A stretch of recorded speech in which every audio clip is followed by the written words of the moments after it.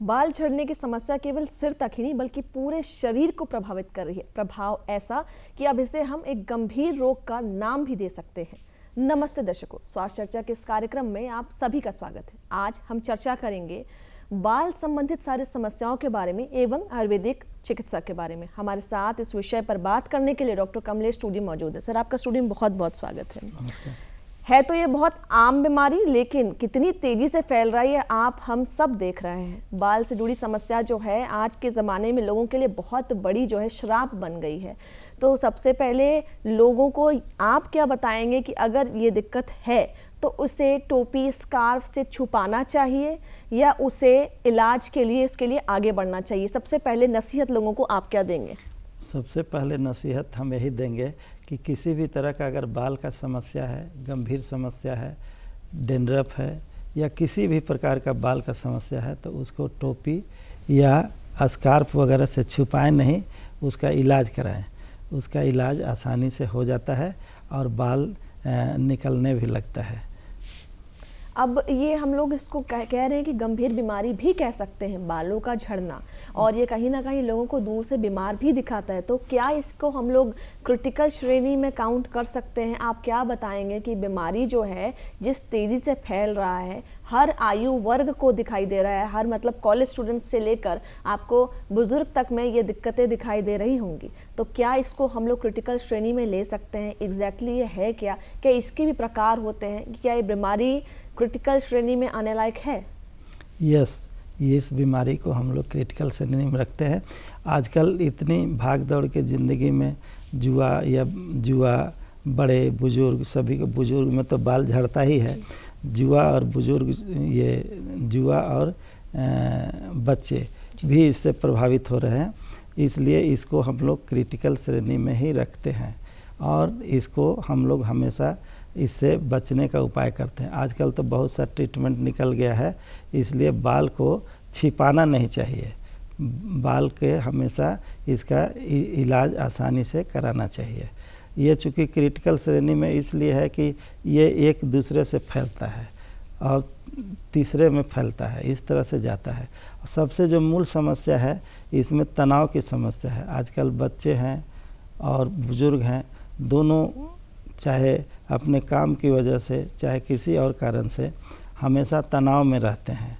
बच्चे हैं वो पढ़ने के तनाव में रहते हैं, जिसके चलते बाल झड़ने का समस्या अक्सर हो जाया करता है।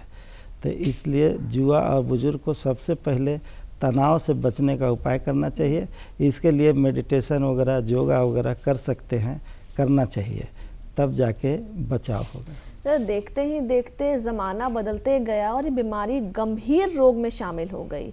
कहाँ पहले लोगों को मुश्किल होती थी बालों को, लंबे बालों को मेंटेन करने में, उसका खास ख्याल रखने में, लेकिन आज उन्हीं लोगों के पास मुश्किल से बाल उनका जो है वो लंबा हो पा रहा है या फिर अच्छे से जो है पोषण मिल पा रहा है बालों को। तो अभी हम लोग इसको गंभीर बोल सकते हैं। और अगर संक्रमित होता है तो इसका संक्रमण कितनी तेज़ी से फैलता है कि अगल बगल के लोगों को बचाव करना चाहिए? संक्रमण मतलब कि किसी तरीके का इन्फेक्शन होगा, तो इसको आप कैसे समझाएंगे आम आदमियों को कि अगर बाल झड़ने की बीमारी है तो इसका मतलब है कि वो संक्रमण फैलेगा, और कैसे, कब और कहाँ और किन लोगों को होने की आशंकाएं हैं? देखिए, ये प्रायः सभी लोगों को हो जाता है, बच्चे को भी, बूढ़े को भी, जवान को भी प्रभावित करता है इस बाल को। तो इसमें है कि सबसे पहले इसका कारण क्या है। इसका कारण हम देखते हैं तो ये सबसे बड़ा कारण है जो हार्मोनल कारण है, जिसके हार्मोन के गड़बड़ी होने से ही हम लोगों के शरीर में, जैसे थायराइड है, पीसीओडी है, तो इस तरह से महिलाओं में जो होती है वो गर्भाशय में हार्मोनल चेंज होता है और उस हार्मोनल चेंज के कारण से ये बाल झड़ने की समस्या आती है। उसके अलावा सबसे जो मूल समस्या है वो है पोषण की कमी। शरीर पौष्टिक भोजन नहीं लगते हैं, लोग अनाप शनाप आहार विहार का मेंटेन करते हैं, जैसे फास्ट फूड का प्रयोग करते हैं और भी तरह का जो नहीं खाने वाला चीज़ है उसका भी प्रयोग करते हैं। तो इसमें सबसे ज़रूरी है कि पोषण, अगर पोषण सही है, शरीर को बाल से अमीनो एसिड, विटामिन वगैरह मिल रहे हैं तो बाल झड़ने की समस्या नहीं रहेगी। इसलिए हमेशा इस पोषक युक्त आहार लेना चाहिए। अब इसके लिए प्रत्येक दिन कम से कम ऐसा कहा जाता है कि त्रिफला खाने से बाल नहीं झड़ता है। तो त्रिफला का प्रयोग अगर प्रतिदिन करें तो इससे बाल का झड़ना रुक जाएगा और भी समस्या नहीं होगी। उसके अलावा किसी गंभीर बीमारी से, जैसे कैंसर हो गया या कोई और बीमारी है जिसके चलते भी बाल की समस्या हो जाती है, और गंभीर बीमारी के चलते भी इसकी समस्या हो जाती है। और दूसरी बात है कि बाल जब झड़ने लगते हैं तो ये संक्रमण का दौर शुरू हो जाता है। इसलिए ये ऐसा होता है कि एक आदमी से दूसरे आदमी, दूसरे आदमी से तीसरे आदमी में फैलता है, इसलिए इसका बचाव ज़रूरी है। तो संक्रमण से लोग कैसे बच सकते हैं, इसका क्या देखभाल किया जाए? क्या ऐसे में जो लोग पहले से संक्रमित हैं उन्हें हेड कवर लगा के बाहर निकलना चाहिए, या फिर कोई किसी तरीके का चीज़ होता हो जिससे संक्रमण से बचा जा सके, या फिर उसको किस तरीके से उसका प्रिकॉशन लेके लोग बाहर निकलें? देखिए, सबसे पहले तो जो संक्रमण हो रहा है किस कारण से हो रहा है। मैक्सिमम हम लोग देखते हैं कि बाल में संक्रमण फंगस के कारण से ही होता है। तो इसलिए फंगस से के बचाव करना चाहिए। उसके लिए आप किसी तरह का, जैसे त्रिफला से बाल को धोइए, ब्राह्मणी से बाल को धोइए, सिकाकाई का प्रयोग करिए, और भी तेल आते हैं बहुत सा जिसको हम लोग लगा के और उस संक्रमण को रोक सकते हैं। इसके अलावे बहुत सा स्काल्प उखड़ने लगता है बाल में, छोटे छोटे स्काल्प निकलने लगते हैं, जिससे कोई एक बीमारी भी हम लोग बोलते हैं कि स्काल्प सोराइसिस हो गया। तो स्काल्प सोराइसिस में भी बाल झड़ता है, इसलिए उससे भी बचाव के लिए हमेशा उसके लिए मेडिकेशन ज़रूरी है। और उसके लिए है कि हम लोग मेडिकेशन में दिया जाता है कि एक ठो क्रीम आया है जिसको आर्टिसोर क्रीम बोलते हैं, उसको उसमें लगाने को दिया जाता है, उससे उसको बहुत आराम होता है। उसके बाद खाने के लिए भी दिया जाता है उस तरह से। तो इस तरह से हम लोग बाल को बचा सकते हैं। आपने कई देसी रेमेडीज़ का जिक्र किया है, लेकिन सबसे बड़ी दिक्कत का भी आपने जिक्र किया हार्मोनल चेंजेस का। हार्मोनल चेंजेस आजकल हर लगभग अगली महिला में या पुरुष में देखने को मिल रहा है। लाइफस्टाइल ऐसा हो गया है कि लोगों में हार्मोनल चेंजेस देखना बिल्कुल जायज़ दिख रहा है। तो ऐसे में अगर वो चेंजेस जो आ रहा है वो डेफिनेटली उनके बालों को या फिर शरीर को प्रभावित करता है। देखिए, तो ऐसे में क्या बाल को तो प्रभावित करता ही है, प्लस शारीरिक भी प्रभावित होता है। अब उसके लिए जो पीसीओडी का जिनको शुरू में होता है, तो जो हमारे युवती हैं उनको खास करके प्रॉब्लम हो जाता है, मोटी हो जाती हैं, अनावश्यक जगह पर बाल निकलने लगता है। उसके अलावे और भी समस्या होने लगती है। और जो प्री मेनोपॉज और पोस्ट मेनोपॉज में भी ये समस्या गंभीर रूप से होती है, क्योंकि उसके लिए तो पोस्ट मेनोपॉज होगा तो उसके लिए तो कैल्शियम वगैरह, विटामिन वगैरह, प्रोटीन वगैरह, पोषण की कमी होगी, जिसके चलते उसका बाल इफेक्ट होगा। तो इसलिए पीसी जो पोस्ट मेनोपॉज है उनका भी बराबर ध्यान रखना चाहिए, और उनको भी खान पान पर विशेष ध्यान देना चाहिए। हार्मोनल चेंजेज होने से मोस्टली है कि बहुत सा आजकल लड़कियों को देख रहे हैं कि थायराइड का लेवल बढ़ जाना, जबकि थायराइड का लेवल नॉर्मल रहता है। हर कोई आता है बोलता है हमको थायराइड हो गया। तो इस तरह से लेकिन जब जांच कराते हैं तो कुछ और कारण मिलता है। कभी कभी ओवारियन सिस्ट वगैरह का बहुत प्रयोग मिल रहा है इस तरह से। तो इस तरह से और औरतों के जो पोस्ट मेनोपॉज है उनको ट्यूमर वगैरह की भी हो जाती है। तो इन सब कारण से ही हार्मोनल बैलेंस गड़बड़ाता है, जिसके चलते बाल की समस्या होने लगती है। तो क्या इसका भी तोड़ है? लोग अगर पोषण आहार अच्छा लेंगे तो क्या उससे भी सीधा अच्छा प्रभाव आपके बालों पर, शरीर पर और चर्म पर पड़ेगा? एकदम पड़ेगा। सबसे पहले आहार पर ही ध्यान देना चाहिए, तब विहार पर देना चाहिए। आहार का मतलब हो गया क्या हम खा रहे हैं, क्या हम प्रयोग कर रहे हैं। जैसे खाने में प्रचुर मात्रा में पालक साग लेना चाहिए, ये अंकुरित अनाज वगैरह का प्रयोग करना चाहिए, प्रतिदिन एक आंवला का प्रयोग करना चाहिए। इसी तरह से त्रिफला का भी 1 चम्मच प्रयोग करना चाहिए। तो इन सारे आहार को, और पौष्टिक जिसमें विटामिन हो, जैसे छुहाड़ा हो तो 1 ठो छुहाड़ा प्रतिदिन लेना चाहिए, ब्राह्मणी का प्रयोग करना चाहिए। तो इन सारे चीज़ों को प्रयोग करने से आहार में अगर शामिल करते हैं तो हमारे आयरन विटामिन वगैरह की कमी नहीं रहेगी। सबसे मुख्य रूप से जो बाल की समस्या आ रही है वो बायोटिन के कारण से आ रही है। तो बायोटिन एक ऐसा तत्व है जिसको हर जुआ और हर युवती को लेना चाहिए। जैसे गांव देहात में हम लोग बोलते हैं कि शकरकंद, जी, शकरकंद में सबसे ज़्यादा बायोटिन है। एक गांव है इधर आपको पलामू तरफ, जी, वहाँ के औरतों को बाल की समस्या नहीं होती है। काफ़ी अध्ययन किया गया तो पाया गया कि वो शकरकंद का प्रयोग अधिक करती है। इसलिए दुनिया में जितनी भी सब्जियां हैं, चाहे जितने भी फल हैं, सबसे ज़्यादा अगर अधिक बायोटिन मिलता है तो शकरकंद में मिलता है। ये तो आपने अच्छी होम रेमेडी बताई है, पर बायोटिन के नाम पर जो प्रचार प्रसार देश भर में देखा जा रहा है, लोग बायोटिन का पैकेट्स, टैबलेट, दवाइयाँ, सिरम अलग अलग ब्रांड्स के नाम पर उपयोग कर रहे हैं। तो ये लोगों के लिए कितना कारगर है? लोग को लेना चाहिए एडिशनल बायोटिन, ऊपर से जो दवाई दुकान में लिख लिख कर मिल रहा है, लोग शौकीनी इसको कंज्यूम कर रहे हैं। इसके लिए आप क्या हिदायत देंगे? देखिए, हम तो चाहेंगे कि जो भी हो नेचुरल चीज़ लें, नेचुरल चीज़ ही खाएं, उसी से बाल जो है बनेगा। और बच्चे को शुरू से ही पौष्टिक आहार दें, तब बाल की समस्या नहीं होगी। क्या है कि लोग को बाहर बायोटिन लेने का वीडियो से देखकर पता तो चल जाता है, पर किस मात्रा में लेना है, कितना लेना है, ये शायद ही किसी को पता होगा। तो इसका भी दुष्प्रभाव देख लोगों में मिलेगा क्या? बिल्कुल, इसका भी दुष्प्रभाव होता है।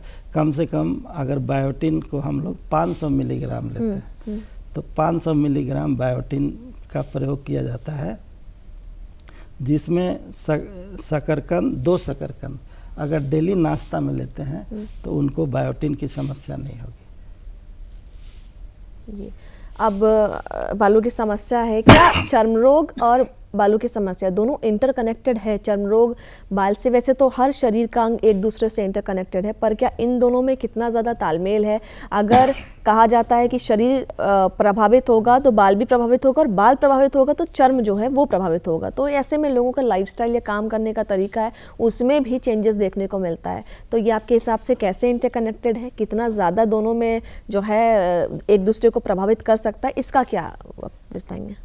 चर्म, त्वचा भी हमसे इससे इफेक्टेड होती है, क्योंकि जो हमारा बाल है, जो हेयर है, वो नीचे स्किन से ही जुड़ा हुआ होता है। तो इसलिए स्किन में जैसे ही समस्या होगी, जैसे ही सोराइसिस वगैरह होगा, कोई और इन्फेक्शन होगा, कहीं कहीं देखते हैं कि फ्रंटल एलोपेशिया हो जाता है, जैसे यहाँ का बाल उड़ जाएगा, जी, एलोपेशिया एरेटा होता है। तो इस तरह से कोई फंगस का है जो जगह जगह देखते हैं कि बाल उड़ जाता है, जगह जगह बाल उड़ जाएगा। तो उनसे बचाव के लिए बहुत ज़रूरी है कि स्किन को बचाए। काहे कि बाल से होते होते स्किन तक भी आ जाता है वो बीमारी, इसलिए बाल को तो बचाना है, प्लस स्किन को भी बचाना है। तो अब कई लोग इसको चर्म रोग का नाम देकर ऐसा बता देते हैं कि वो जेनेटिक है, कहीं ना कहीं जीन्स से ट्रांसफ़र हो रहा है। जैसे कि अगर कि पूर्वजों को यहाँ से फ्रंटल आपने बताया दिक्कतें हैं, तो उसकी जनरेशन में भी कैरी होता है।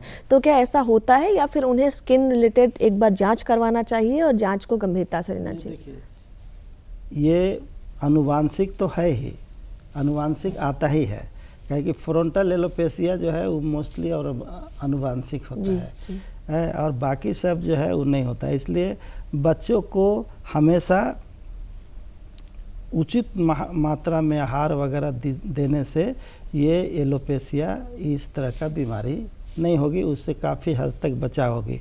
एक समय आता है कि जब एज हुआ तब बाल जो है वो झड़ा, चाहे बाल उड़ गया, लेकिन जो बच्चे हैं उनको भी हो जाता है, तो इसके लिए उनको डाइट बहुत ज़रूरी है, उसी के आधार पर दे सकते हैं।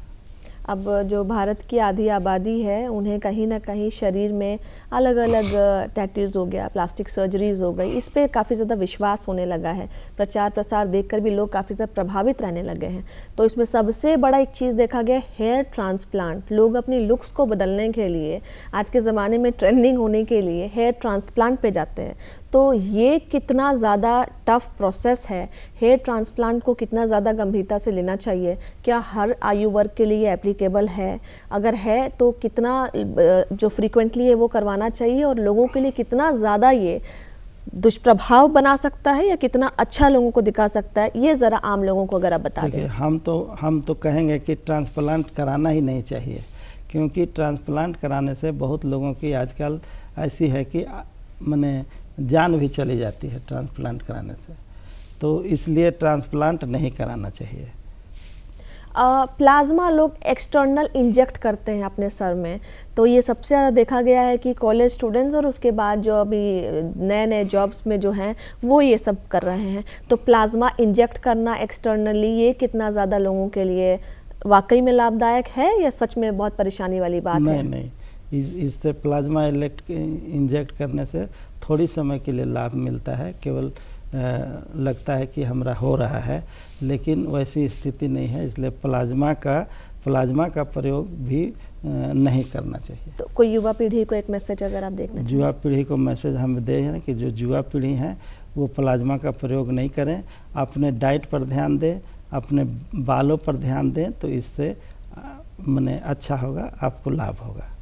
अब अपने नेचुरल चीज़ पे आते हैं। नेचुरल ये कि मौसम है तो बदलाव भी आएगा, तो मौसम में जो बदलाव है उसको देखकर बालों के टेक्सचर में काफ़ी ज़्यादा जो है गिरावट देखने को मिलती है, वॉल्यूम जो है उसमें काफ़ी छेड़खानी मिलती है।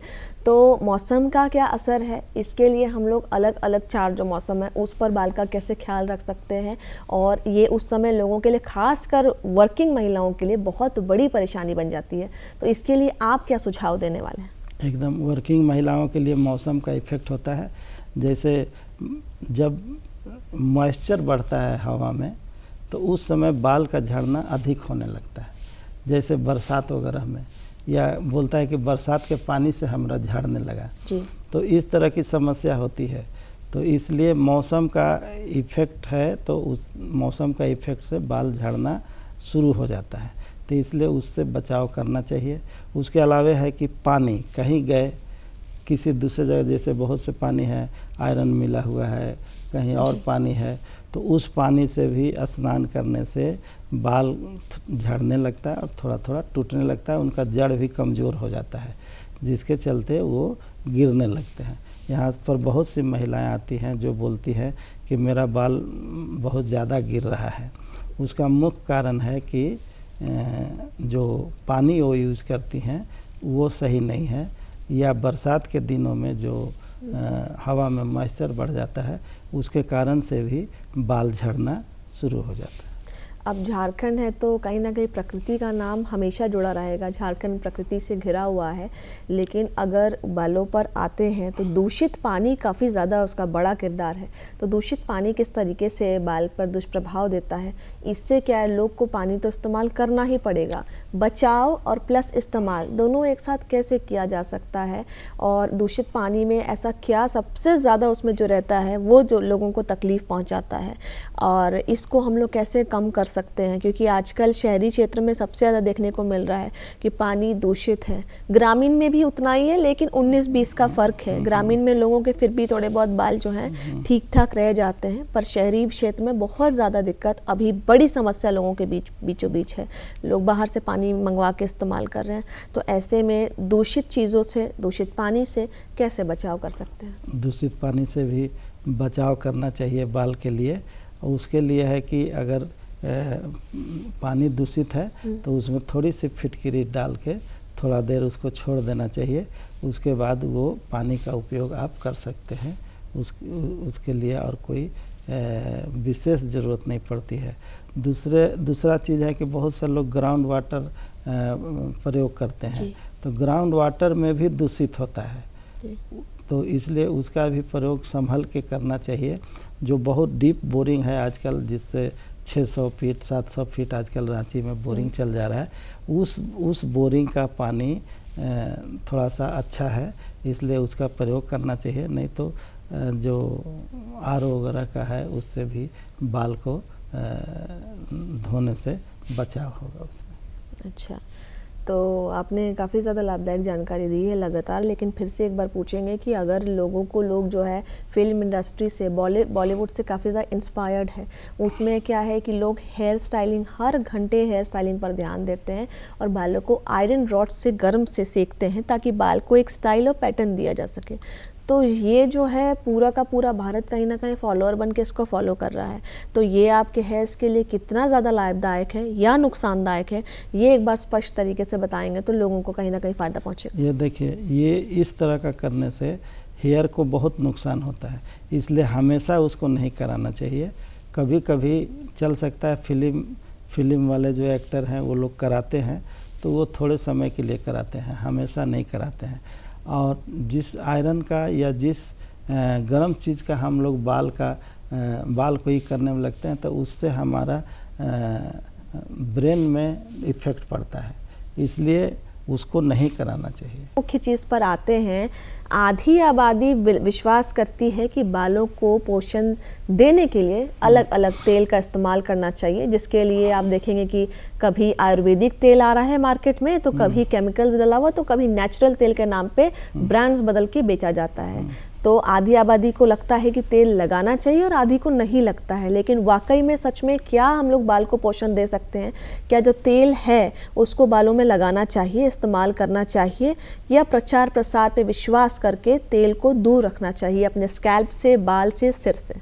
देखिए, सिंपल में तेल तो लगाना चाहिए, कम से कम सप्ताह में 2 दिन तो लगाना ही चाहिए। बाकी दिन आप स्काल्प वगैरह है, चाहे डेंड्रफ है, तो उसको आप शैम्पू से धो सकते हैं, ये कर सकते हैं, लेकिन बाल में तेल लगाना चाहिए। अब रहा कि प्रचार वाला जो आता है प्रचार वाला जो तेल आता है, उसका प्रयोग बहुत सीमित मात्रा में करना चाहिए।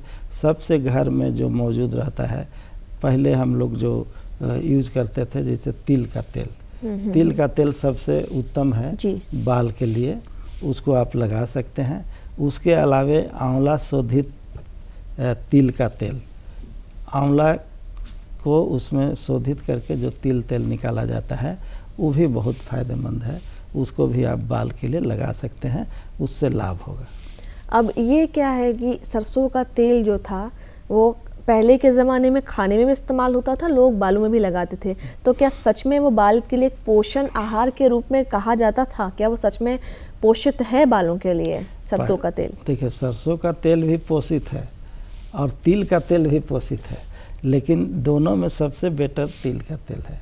उसके अलावे आपको बता रहे हैं कि जिनको बाल झड़ने की समस्या ज़्यादा हो जाती है, तो उनको हल्का सा नारियल तेल को भी हल्का सा गर्म करके बाल के स्काल्प में धीरे धीरे मालिश करना चाहिए, ताकि इसमें हल्का सा गर्माहट आए, जिससे नीचे से सर्कुलेशन बढ़े सिर में और उससे पोषण डेवलप हो। तो आपने बालों के लिए स्पेसिफिकली पोषण तो बताया है, शरीर को ऐसा क्या क्या पोषण जाए कि नेचुरली रेमेडी या आयुर्वेदा में कोई ऐसा इलाज जो कि लोगों को रहे विश्वास कि हाँ अब भी इलाज है, और वो लोग जगह जगह प्रचार प्रसार देखकर ब्रांड्स पे ना जाए और बालों को कहीं दुष्प्रभाव से ग्रसित ना कर ले?